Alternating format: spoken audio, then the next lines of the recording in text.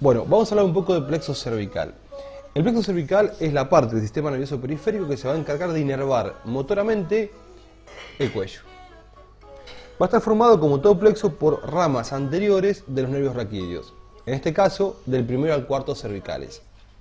Vemos que la rama anterior del primer nervio cervical se anastomosa con la del segundo con la del tercero y la del tercero con el cuarto. Se forma de esta manera una estructura representada por tres asas.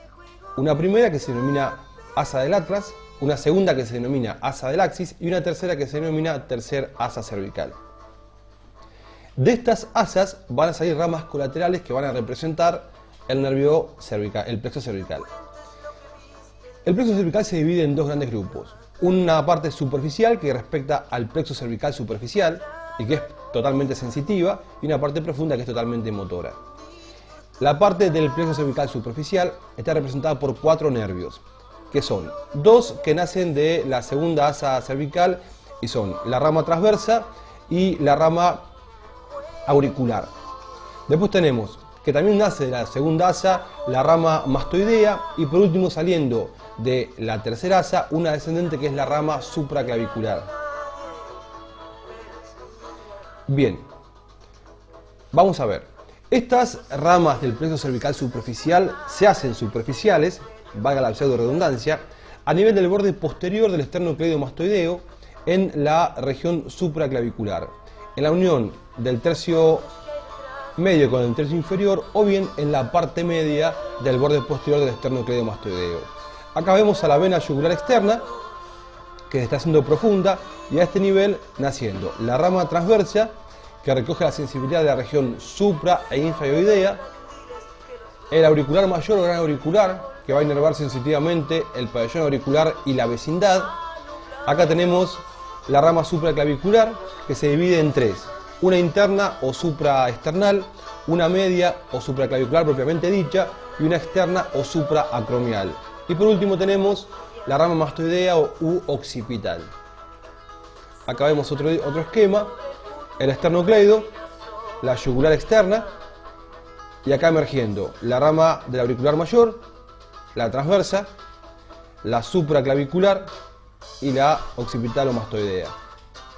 Si retiramos el esternocleido, vemos las ramas profundas del plexo cervical.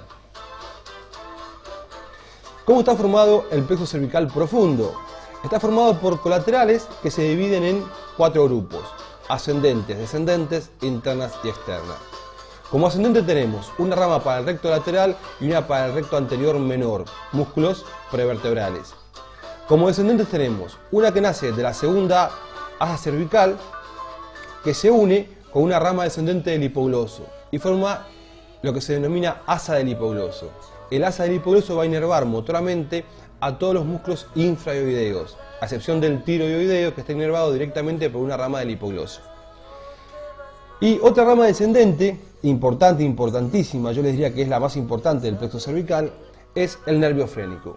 El nervio frénico nace de la rama anterior de del cuarto nervio cervical, pero también lo hace del tercero y también lo hace del quinto. De esta manera el nervio frénico se forma y va a descender hacia el tórax y hacia el abdomen. Como ramas internas tenemos el recto anterior mayor y una rama para el largo del cuello. Y después no nos quedan ninguna más, ya están. Sí, las externas.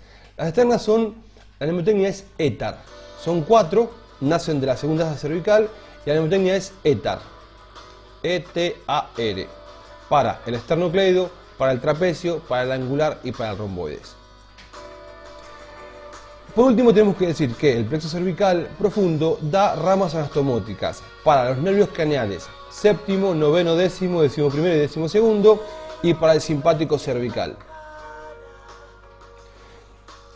Un poquito de trayecto del nervio frénico. Entonces, el nervio frénico se forma del cuarto nervio cervical, recibe una rama del tercero y del quinto y desciende cabalgando al escaeno anterior. Principal relación: ¿qué nervio cabalga al escaeno anterior? El nervio frénico. Pasa por delante de la subclavia. Esta arteria es la arteria mamaria interna, ya que el nervio frénico después se relaciona con esta arteria y luego con la vena cava superior y así llega al corazón. Siempre el nervio frénico pasa por delante del pedículo pulmonar, acá lo vemos. El pericardio, el corazón envuelto por el pericardio, el nervio frénico es lateropericárdico junto con la vena diafragmática superior, que va a ir a drenar al confluente yugulo-subclavio. Entonces, el nervio frénico pasa por el mediastino anterosuperior, luego por el anteroinferior, lateropericárdico, siempre por delante del pedículo pulmonar, y llega al diafragma donde se arboriza. Pero da una ramita que atraviesa el diafragma y llega hasta el abdomen, hasta la concavidad del ganglio semilunar, del plexo solar, donde termina. Y acá terminó también, él no lo molesten porque está durmiendo, la clase de plexo cervical. Suerte, gente. Hasta luego.